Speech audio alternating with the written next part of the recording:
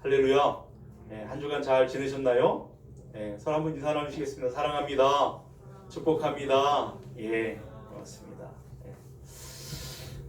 오래전 들은 얘기 하나 들려드릴까요? 영국의 어떤 남자의 이야기입니다. 그분이 한 60세쯤 되었는데 몸이 어느 날 이렇게 고단하고 그래서 병원에 가서 진찰을 받았답니다. 진찰을 받았는데 청천벽력과 같은 소리를 들었어요. 의사가 하는 말이 당신은 췌장암 말기입니다. 그래서 지금 산다고 한다면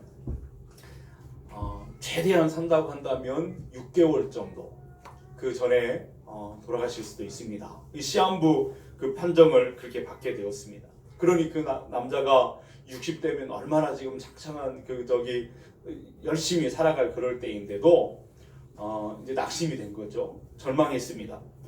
그래서 자포자기하는 심령으로 가만히 있다가 어차피 죽을 거 내가 하고 싶은 대로 하다가 가리라 이런 마음을 갖게 되었대요. 그래가지고 이제 잘 다니던 직장을 그만두었습니다. 그리고 자기가 할 수 있는 그 모든 재산을 다 이제 현금화 시킨 거예요. 그리고 이제 마음껏 썼습니다. 하고 싶은 거 다 하고 가고 싶은 거 다 가고 먹고 싶은 거 다 먹고, 그리고 심지어는 이제 곧 장례가 있을 것이니까 장례 준비까지도 다 마쳤어요. 그러다 보니까 가진 돈을 다 쓰고 말았습니다. 그러는 동안에 시간이 흘렀어요. 몇 개월이 지났어요. 6개월이 지났습니다. 근데 멀쩡한 거예요. 그래서 이상해서 병원에 다시 갔습니다. 그랬더니 의사가 하는 말이 지난번 그 진단이 오진이었습니다. 그래서 췌장암이 아니라 단순히 염증이었던 것 같습니다. 이렇게 말하는 거예요. 그 말을 들으니까 기뻤습니다. 살았다고 생각하니까. 그런데 기쁨도 잠깐이었어요. 잠깐. 왜냐하면 가진 돈을 다 써버렸잖아요. 다 허비하고 낭비해버렸어요. 가진 게 없습니다. 이제 살 날이 얼마가 될런지 몰라요. 그 살아갈 동안에 뭐 먹고 살아가나 이런 걱정과 염려가 착 엄습해오면서 막 걱정이 많은 거예요. 그러다가 이제 그 병원을 상대로 그 오진 때문에 생겨난 이 마음의 고통을 법적인 소송을 걸었다. 이런 기사였습니다. 그 소송 결과는 알지는 못해. 소송을 걸었다더라. 이런 정도만 아는 거죠. 근데 그 이야기를 들으면서 느끼는 것이 있습니다. 이게 뭐냐면 한 사람이 그 자신의 종말을 통보받았을 때 그때부터 종말에 이르는 순간까지 남아있는 시간을 이제 어떻게 살아야 될 것인가 라고 하는 것에 대한 것을 생각하게 됩니다. 앞에 사람처럼 마음대로 원하는 대로 그냥 하고 싶은 대로 무절제하게 살 것인가, 아니면 조금은 다르게 어떻게 살아가야 될 것인가 라고 하는 문제, 그것을 생각하게 되는 것이죠. 오늘 말씀을 통해서 우리는 우리의 남은 시간, 우리도 언젠가는 종말을 향해 나아가고 있는데 그 남은 시간을 어떻게 살아야 가치 있는 삶, 의미 있는 삶을 살게 될 것인가에 대한 영적인 교훈을 받는 그런 복 있는 시간이 될 수 있기를 바랍니다. 그다음 우리가 이제 마가복음을 계속 우리가 함께 나누면서 13장 말씀을 몇 번에 걸쳐서 우리가 함께 나눴죠. 이 마가복음 13장의 시작은 그렇게 시작이 되었습니다. 예수님께서 제자들이 막 감탄하면서 바라봤던 그곳, 화려하고 그렇게 웅장한 예루살렘 성전, 그것을 바라볼 때 그것도 언젠가는 돌 위에 돌 하나도 덧놓이지 않을 만큼 다 무너지게 될 것이라고 하는 예수님의 말씀으로부터 13장이 시작되었어요. 그리고 그 무서운 일이 이제 그냥 오랜 세월이 지나서 오랜 후에 일어날 일이 아니라 너희들이 살아있을 동안에 일어날 것이다, 목도하게 될 것이다 라고 하는 말씀을 예수님께서 하셨잖아요. 그리고 그 이야기를 들었던 제자들은 큰 충격을 받았습니다. 두려움에, 불안에 그렇게 휩싸이게 되었을 거라 우리는 충분히 짐작할 수가 있는 것이죠.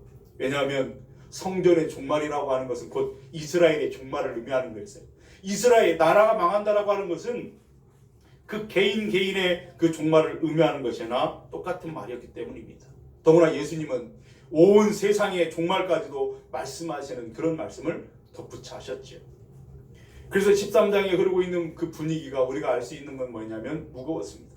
어두웠습니다. 그리고 그냥 착 깔아앉아 있는 것을 보게 되죠. 그런데 이 종말의 이야기를 할 때 예수님께서 제자들에게 할 때는 어디에서 하셨냐면 감람산 위에서 하셨단 말이죠. 감람산에서 저 맞은편에 있는 예루살렘 성전을 바라보시면서 종말에 관한 이야기를 하셨습니다. 사람들은 다 얼굴이 무겁고 어두웠습니다.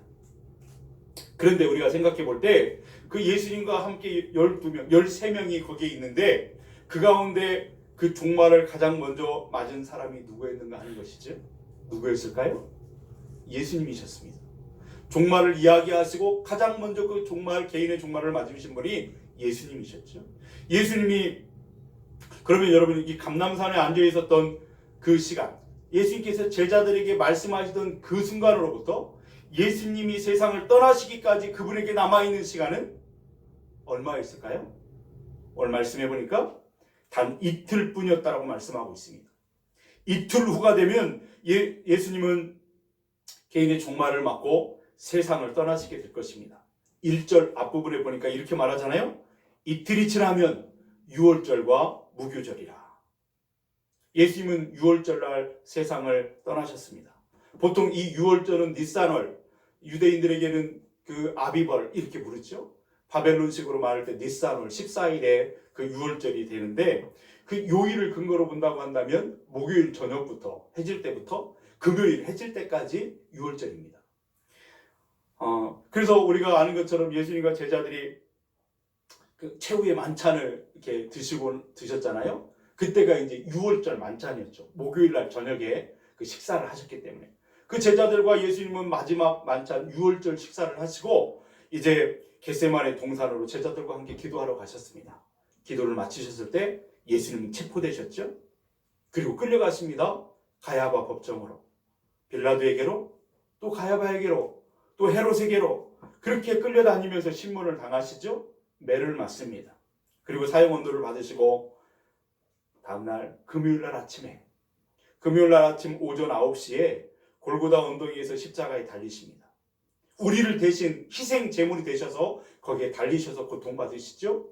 장작 6시간 동안 십자가 위에 달리셨는데 그 고통받으시던 예수님이 오후 3시가 되었을 때에 이제 다 이루었다 말씀을 마치시고 숨이 끊어져서 세상을 떠나 이제 그분의 종말을 맞이하셨습니다.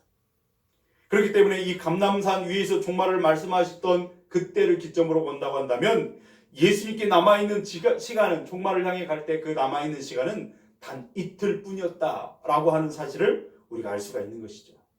제자들보다 그 누구보다 먼저 예수님이 종말을 맞이하셨습니다. 그리고 제자들도 차례차례 그 종말을 맞이해서 가는 것을, 예수님의 뒤를 따라가는 것을 보게 되죠. 최초의 순교자는 야고보였습니다. 그렇게 주 44년에 예수님이 주 30년 그 30년쯤에 그 개인의 종말을 맞으셨다면 야고보는 44년쯤에, 그리고 64년쯤에 베드로가, 그러면서 차츰차츰 제자들도 개인의 종말을 맞았던 것을 보게 돼요. 근데 여러분, 우리가 이 말씀을 우리가 생각하면서 준비하면서 느끼는 것이 있습니다. 뭐냐면 그 이틀이라고 하는 시간, 인생에 남아있는 그 시간이라고 하는 것은 예수님께만 주어진 시간이 아니라 하는 것입니다.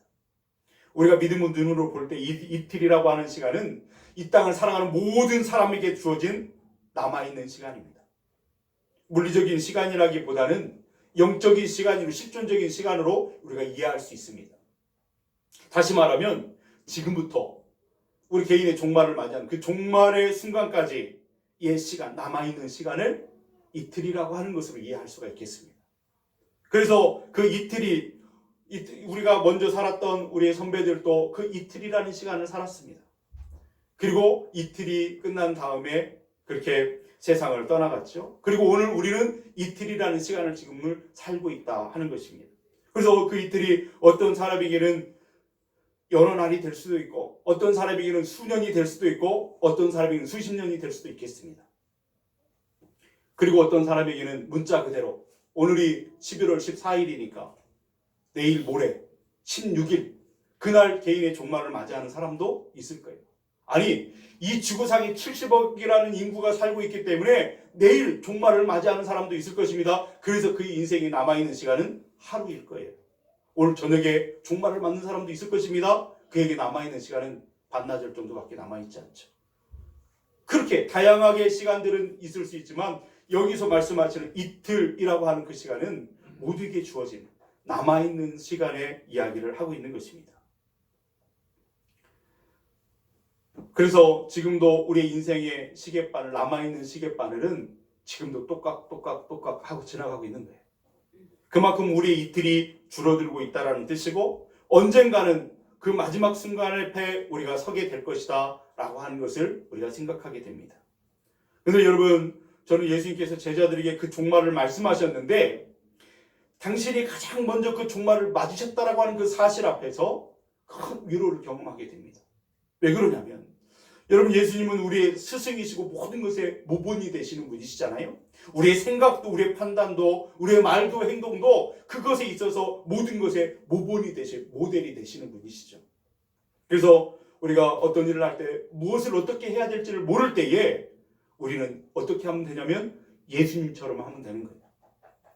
예수님이라면 이때 어떻게 하셨을까? 어떻게 생각하셨을까? 어떻게 말했을까? 어떻게 행동하셨을까? 예수님처럼 행동하고 생각하고 말하면 된다는 것입니다. 왜냐하면 그분이 모본이 되기 때문에.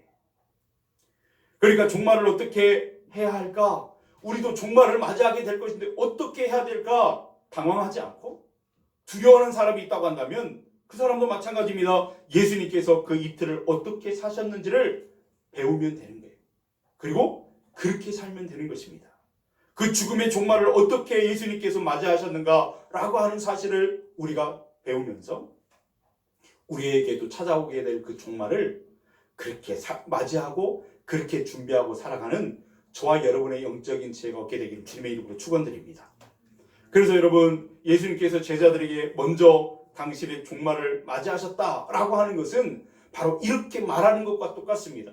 사랑하는 나의 사람들아, 너희들은 언젠가 반드시 종말을 맞이하게 될 것인데 두려워하지 말라.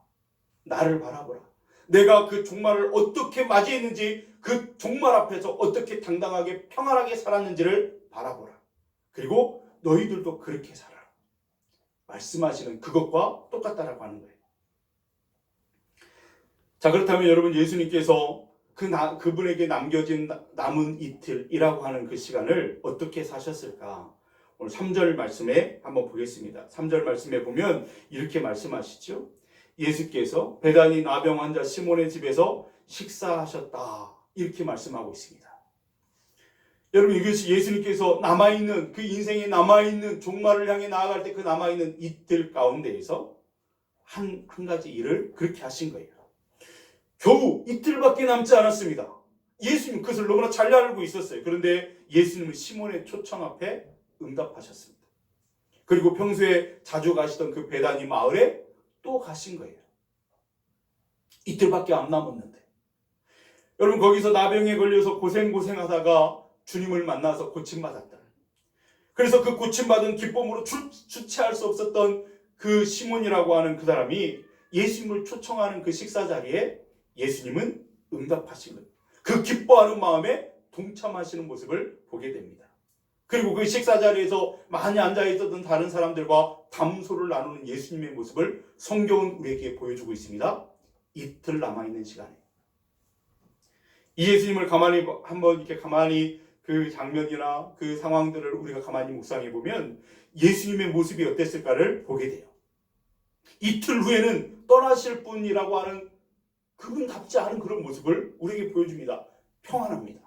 무엇에 쫓겨가거나 불안하거나 초조하거나 그런 모습이 보이지 않습니다. 아무 일도 없는 분처럼 평안하게, 여전하게, 태연하게 그런 일들을 하고 있는 모습을 보게 되죠. 여러분, 우리가 예수님의 입장이 되었다고 본다면 이틀 후에, 내일 모레 우리의 종말이 있다고 하는 사실을 알게 되었다면 어떻게 할까요? 우리가 단 이틀밖에 남아있는 시간이 없다고 한다면 친구가 나한테 전화해서 점심이나 오늘 같이 하자고 이렇게 말을 한다면 여러분은 아무 일도 없는 것처럼 응답하실 수 있겠습니까? 그래요? 오늘 밥이나 먹자. 밥이 넘어가겠습니까? 그렇지 못할 거예요. 아마 눈물을 흘리면서 거절을 할 겁니다. 고맙긴 한데 나는 지금 너하고 밥 먹을 시간이 없어. 내일 모레 나는 세상을 떠날 거야. 그러면서 우리는 거절하게 될 거예요. 아니, 이틀밖에 남지 않았다라고 하는 것을 분명하게 알고 있다고 한다면 너무나 그것이 두렵고 불안해서 죽지 않을 방법을 어떻게 하면 그 이틀을 사흘로 나흘로 변경해 볼 수는 없을까? 그 방법을 찾아 헤매게 될 겁니다. 만약에 그 종말이 질병 때문이라고 한다면 용하다는 의사를 찾아서 막 뛰어다닐 거예요. 아니 좋다라고 하는 민간요법은 다 찾아서 먹어볼 거예요. 먹어볼 거예요. 해볼 거예요. 그런가 하면 돈 때문에 이틀 후에 종말을 맞이한다. 그렇게 한다고 한다면 그 돈 문제를 해결하기 위해서 막 동분서주 분주할 겁니다. 막 사람을 찾아가서 돈을 빌려달라고 하든지 아니면 지나가는 사람 붙잡고 막 강제로 돈을 빼앗든지 돈을 마련하기 위해서 애를 쓸 거예요. 그래서 그 이틀을 사흘로 바꿔보려고 애를 쓸 겁니다. 그렇지 않겠습니까? 그런 사람들의 마음에는 이미 평안이라고 하는 것은 찾아볼 수 없죠. 불안과 공포와 두려움만 있는 것입니다. 그런데 오늘 예수님이 이틀 남겨두고 하시는 그런 모습을 보면 그분은 평안하셨습니다. 태어나시죠. 예수님은 그것을 도망가지 않으시고 피하지 않으시고 살 길을 찾아 이리저리 뛰어다니시는 그런 모습이 아니셨습니다. 그렇다면 예수님의 이런 평온함은 어디에서 기인한 것일까? 라고 하는 것이죠. 이틀 후면 죽으실 것에 대해서 모르셨기 때문에 이렇게 평안하고 태어난 것인가? 아니었어요. 예수님은 이틀 후에 내가 반드시 십자가를 지고 죽을 거라고 하는 사실을 알고 계셨습니다. 그래서 제자들에게 말씀하셨잖아요. 내가 죽을 것이다. 고난받고 핍박받고 죽을 것이다 라는 사실을 몇 번이나 걸쳐서 제자들에게 말씀하셨어요. 다 잘 알고 계셨지만 예수님의 마음은 여전히 잔잔한 호수처럼 평안하셨습니다. 그럼 우리는 어떨까요? 여러분 우리도 오늘 계속해서 우리가 마가복음 13장 말씀을 통해서 쭉 가면서 종말의 이야기를 했어요. 마지막 때. 어떤 분이 이야기하시더라고요. 아이고 마지막 때 이제 그만 이야기하라고. 마지막 종말의 이야기를 계속 해왔어요. 우리의 인생 가운데 반드시 그 종말은 찾아온다는 사실을 알았습니다. 그러니 사람들은 고민에 빠지는 거죠. 어떻게 할 것인가. 적잖이 노력들을 해요. 열심히 살아갑니다. 어떻게 하면 그 이틀을 사흘로 바꿔볼까? 그 사흘 나흘로 바꿔볼까? 그렇게 고민하면서 열심히 뭔가를 해보려고 합니다. 어떤 사람은 그래서 열심히 운동을 해보지요. 아침에 일찍 일어나서 조깅합니다. 그러면 된 것 같은데 또 저녁에 나가가지고 또 조깅하지요. 저녁에 조깅했는데 또 아침에 또 일어나가지고 또 조깅하고. 아침에 몸에 좋다는 야채를 갈아서 먹었으면 되는데 또 약을 찾아가지고 보약들을 막 챙겨 먹어보죠. 어떤 분은 몸에 해로운 음식은 입에도 안 되잖아요. 제가 어떤 목사님들하고 모임이 있어가지고 삼겹살을 꼬먹게 됐어요. 근데 어떤 분이 가까이 있는 어떤 목사님이 어떤 분 그분이 제 앞에 앉았는데 고기를 안 먹어요. 한 점도요. 그래서 왜 안 드세요? 그랬더니 밥하고 김치에다만 먹는 거예요. 왜 그러세요? 그랬더니 기름져서 몸에 안 좋아서 안 먹는다. 그래서 제가 실컷 저만 수시 맞았습니다. 제가 그분 덕에 이게 2인분 먹었던 거 아니겠어요? 근데 여러분 그렇게 하면 우리에게 주어진 남아있는 시간 이틀이 사흘이 되고 나흘이 되고 연기될 수 있을까요? 그럴 수 없습니다. 우리 지난주에도 말씀드린 것처럼 세상에는 우리가 아무리 노력해도 피할 수 없는 일들이 많이 있습니다. 종말이 그런 거죠. 종말은 내가 원한다고 피할 수 있는 것이 아니라고 하는 사실을 우리는 말씀을 통해서 계속 깨닫게 됩니다. 아무리 내가 밀어내려고 해도 그것은 말없이 소리 없이 우리에게 다가오게 될 것입니다. 그리고 어느샌가 내게 주어진 그 이틀이라는 시간은 훌쩍 지나가게 될 것이고 그 마지막 그 시점 앞에 우리는 서게 될 것입니다. 누구라도 예외 없이 서게 될 거예요. 여러분 우리에게 남은 시간 그 이틀 동안에 주님의 마음에 있었던 그 평안이 저와 여러분에게 있기를 주님의 이름으로 축원드립니다. 어떻게 해요? 예수님은 자기에게 주어진 삶을 자리에서 최선을 다해서 그 일을 하고 계신 거예요. 열심히 태연하게 평안을 누리면서 그 일을 하고 계신 거예요. 그런 평안이 저와 여러분에게 자리하기를 주님의 이름으로 축원드립니다. 오늘 본문은 이 이틀이라는 시간을 살고 있었던 또 다른 사람들의 이야기를 보여주고 있는데 그 사람들은 자신들의 이틀을 어떻게 살았을까? 두 부류의 사람들을 만나게 됩니다. 하나는 대제사장들, 서기관들, 백성의 장로들, 이 사람들이 보여주는 삶입니다. 1절 우리 한번 같이 읽어볼까요? 1절을 같이 읽습니다.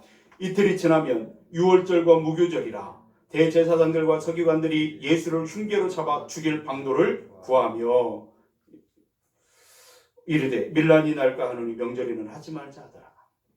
여러분, 같은 내용을 기록하고 있는 마태복음 26장에 보면은 이 모임에 대제사장과 서기관들뿐만 아니라 백성의 장로들도 참석하고 있었다라고 하는 사실을 보여줍니다. 그리고 그 모임 장소는 가야바의 관정이었다라고 말해주고 있죠.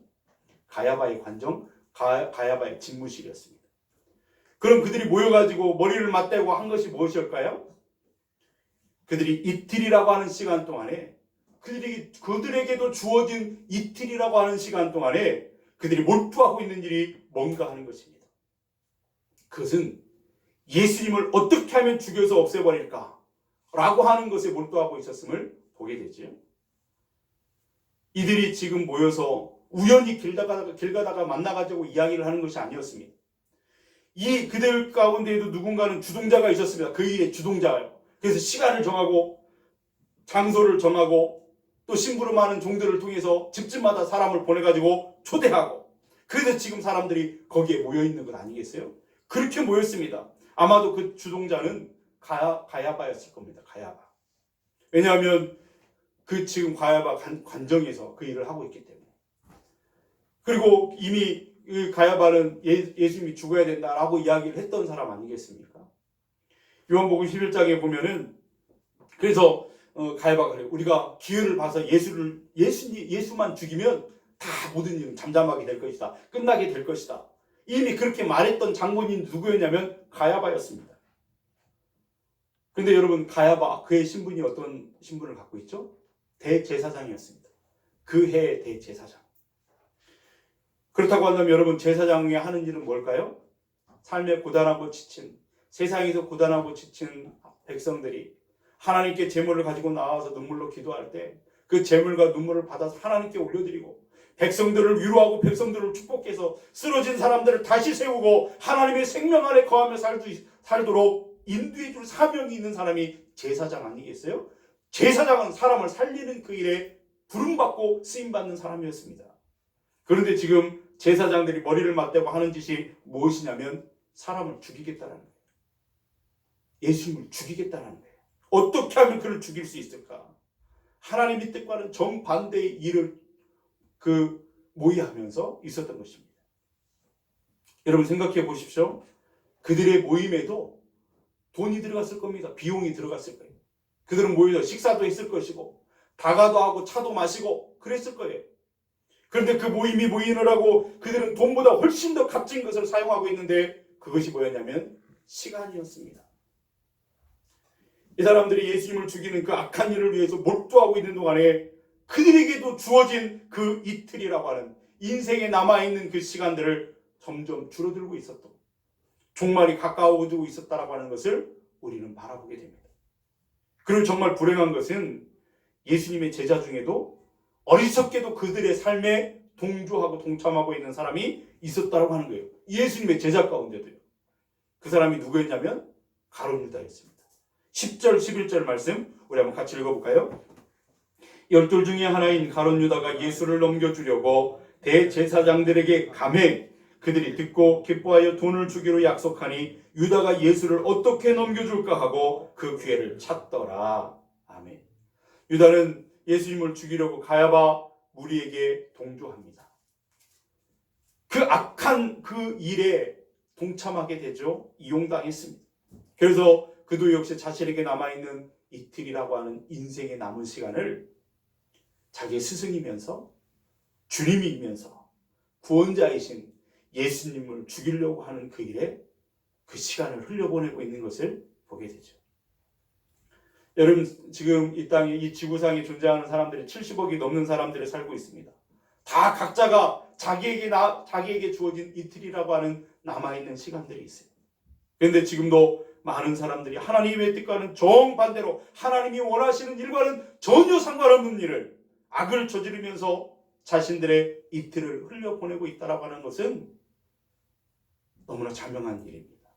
먹고 마시고 흥청대고 쾌락을 추구하면서 어떻게 하면 더 높이 올라갈까를 연구하면서 거기 필요한 돈을 얻기 위해서, 그것에 필요한 권력을 얻기 위해서 온갖 속임수에 자신을 내맡기고 살아가는 사람들, 안타까운 그 현실 가운데 살아가는 사람들이 얼마나 많은지 모릅니다.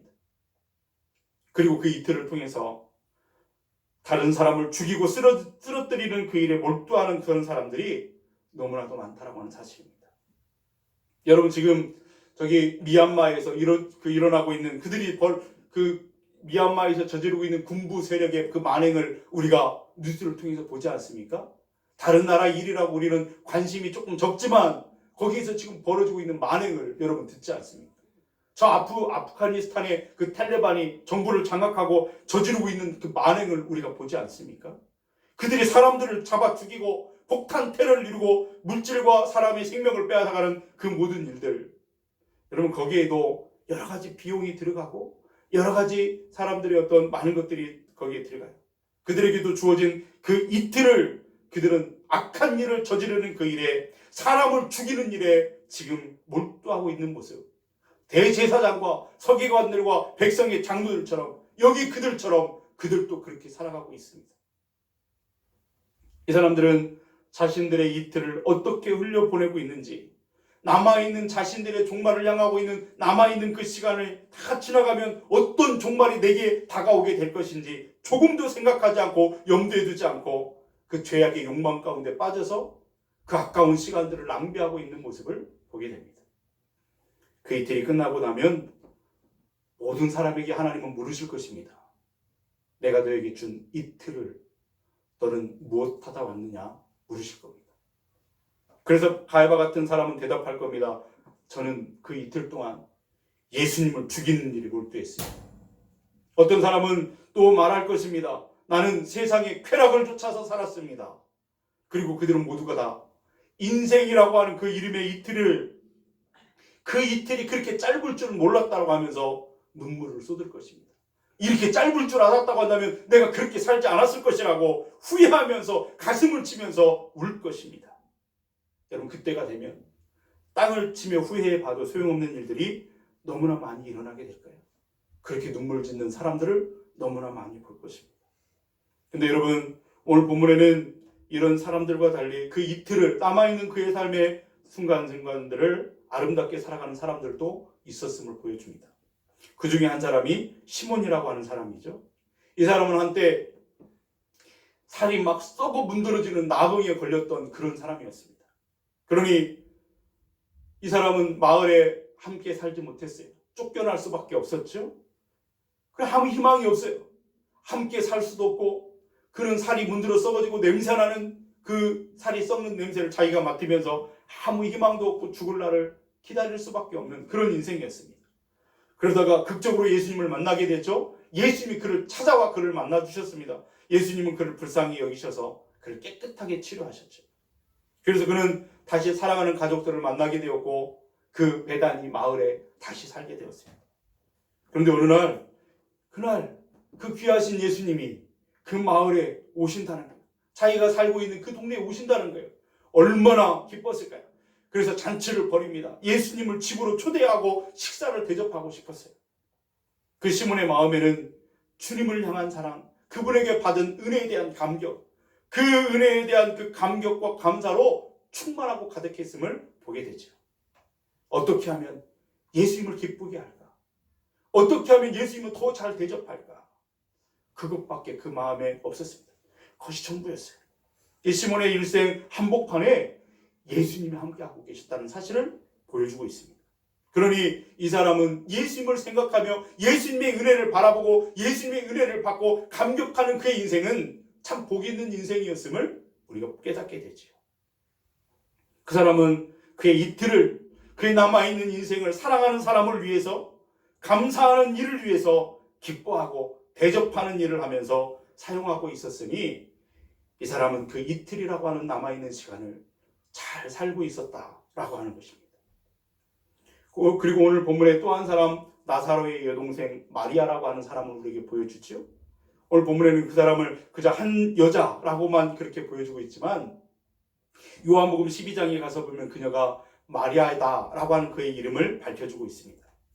그렇다면 이 마리아가 한 일은 무엇일까? 3절을 우리 한번 같이 읽겠습니다. 3절, 예수께서 베다니 나병 환자 시몬의 집에서 식사하실 때에 한 여자가 매우 값진 향유 곧 순전한 나드 한 옥합을 가지고 나와서 그 옥합을 깨뜨려 예수의 머리에 부으니. 아멘. 이 마리아의 마음에도 가득한 것은 예수님에 대한 사랑과 감사와 그 은혜에 대한 감격이었습니다.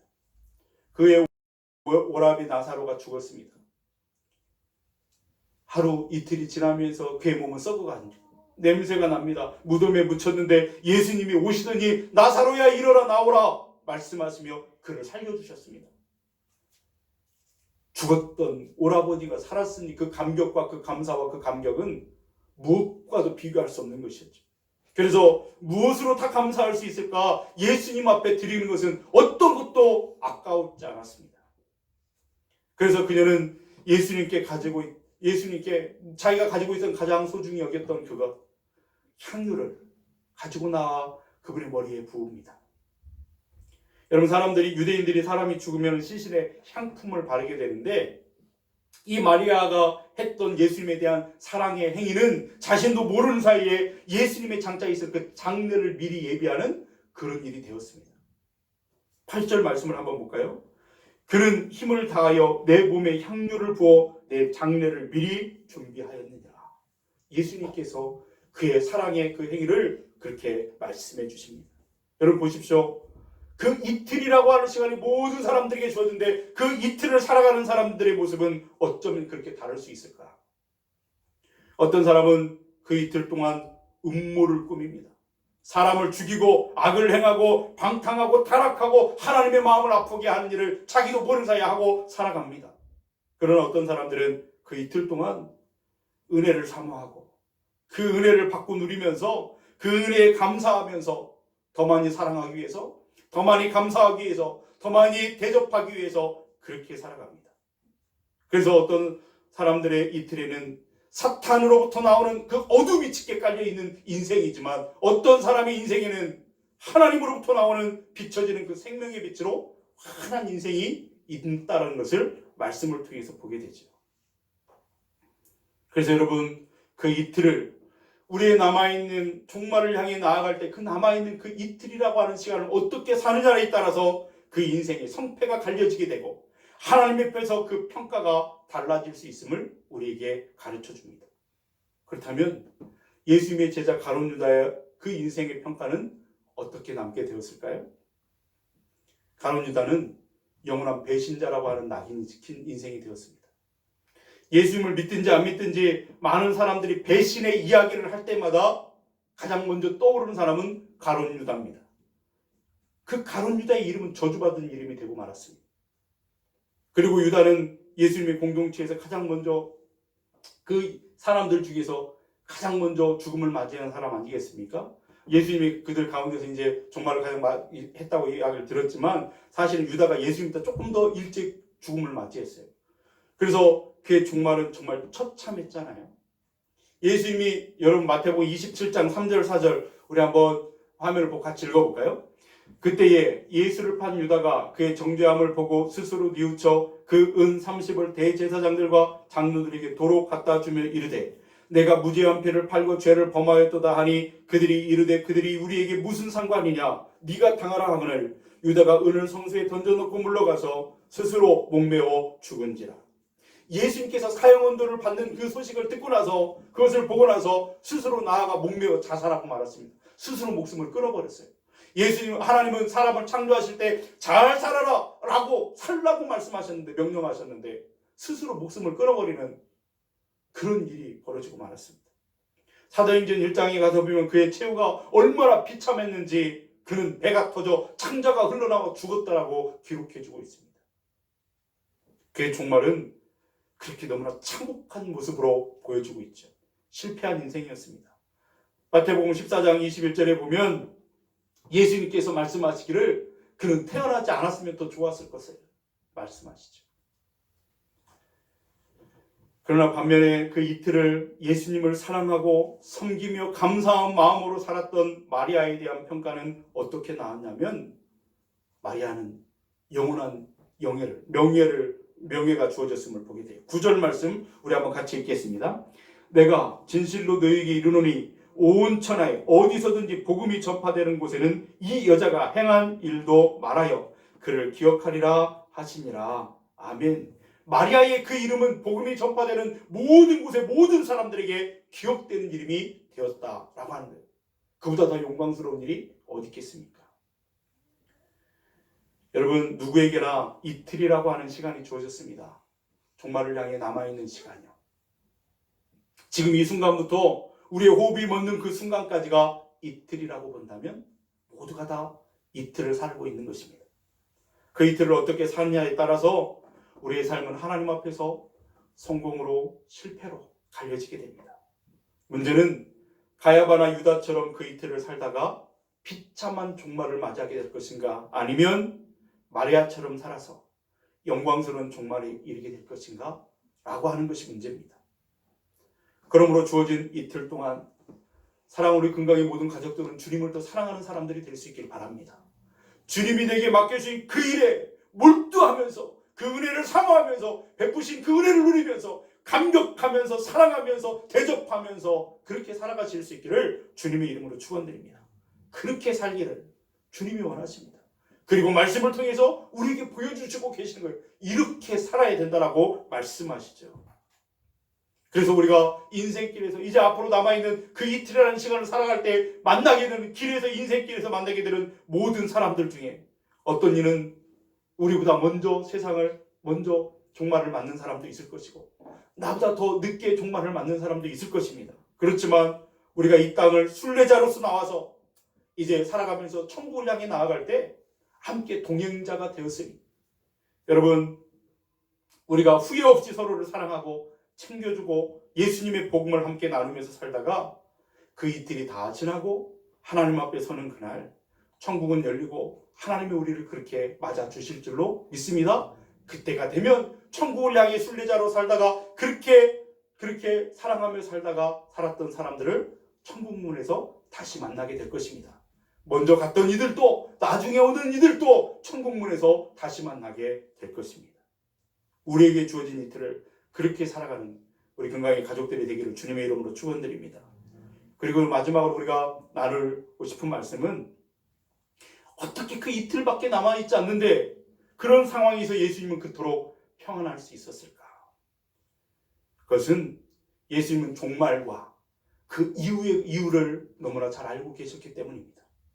예수님께서는 죽으실 것만 알고 계신 것이 아니라 그 이후의 부활도 영광도 알고 계셨습니다. 죽음은 순간이고 그 후의 영광은 영원하다는 사실을 너무나 잘 알고 계셨기 때문에, 사랑하는 여러분, 이 영광은 우리에게도 주어질 줄로 믿습니다. 예수님이 그렇게 보여주셨고 너희들도 그렇게 될 것이라고 말씀해 주셨으니 오늘 예수님을 믿고 따르는 사람들에게 살면은 그것이 그대로 주어지게 될 줄로 믿습니다. 그러므로 우리에게 주어질 종말, 모든 사람에게 피할 수 없는 그 종말에 두려워하지 말고 그 다음에 있을 영광과 그 다음에 있을 그 영생을 바라보는 믿음의 눈이 열리기를 주님의 이름으로 축원드립니다. 그래서 그랬던가요? 다니엘 기도회 가운데 그 지선 전사님이 찬양하고 간증하다가 그런 고백을 하시잖아요. 우리의 인생은 소풍이라고. 우리 주님과 함께 동행하는 소풍이라고. 소풍은 행복해야 된다고. 주님과 행복한 동행을 하자고. 그렇게 말하는 고백을 들었습니다. 여러분, 우리는 소풍 온 것입니다. 이 세상에 주님과 함께 그렇게 기쁨을 누리고 평안한 가운데 살아가시는 저와 여러분들 될 수 있기를 주님의 이름으로 축원드립니다. 그리고 우리가 예수님이 그러셨던 그 이틀 동안에 담담하게 우리에게 주어진 베다니, 그 베다니에서 사랑하는 사람들과 만찬을 즐기고 잔치를 하면서 사랑하며 살았던 것처럼, 여러분, 우리에게 주어진 그 베다니는 어딜까요? 가정이고 일터고 우리 금강교회고 우리가 살아가는 삶의 모든 곳이 베다니가 되어야 될 줄로 믿습니다. 그곳에서 주님과 함께 잔치하는 삶, 그분을 기쁘시게 하는 삶, 그 일에 몰두하면서 주님과 동행하면서 이제 마지막 이틀이 지난 다음에 하나님 앞에 섰을 때에 잘했다고 그 영광의 면류관, 생명의 면류관을 받아 쓰는 그 주인공들이 다 될 수 있기를 주님의 이름으로 축원드립니다. 기도하시겠습니다.